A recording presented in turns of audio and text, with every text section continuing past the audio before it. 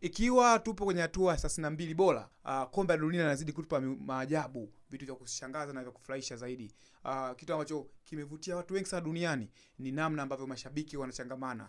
Licha ya kwamba mashabiki wanatoka katika jamii tofauti tofauti, mataifa tofauti tofauti, yenye mila na desturi tofauti tofauti, lakini mwisho wa siku wanakuwa ni watu wamoja, dunia moja. Kombe la dunia linazungumza umoja. Kuanzia pale Mexico ambako wenyeji wamekuwa karimu sana kwa mataifa, hasa yale ambayo yalikuwa kwenye kundi moja dhidi ya Mexico ambao ni waandaaji. Hapa nazungumzia South Africa, Afrika Kusini, nazungumzia South Korea, Korea Kusini, nazungumzia pamoja na wenyeji Mexico. Kumekuwa na sherehe kabla na baada ya uwanja, namna ambavyo wanafarijiana hasa pale matokeo yanavyokuwa mabaya, namna ambavyo wanashirikiana hasa pale ambapo kunakuwa na mchezo unavyoendelea. Kumekuwa na faraja nyingi sana, wale ambao wanafungwa, maumivu ya kufungwa yanapoozwa na umoja kutoka kwa wenzao na ushikamano na urafiki ambao umejengwa. Pengine huenda ni moja hapa makombe ya dunia ukitoa ile Afrika Kusini ambayo ilifanyika hapa kwenye ardhi tukufu ya Mandela. Hii ni kombe la dunia ambalo linaweza kuwa na mvuto zaidi hasa kwa mambo ya nje ya uwanja. Unaona jinsi namna ambavyo mashabiki wa timu taifa ya Uholanzi maarufu kama The Oranges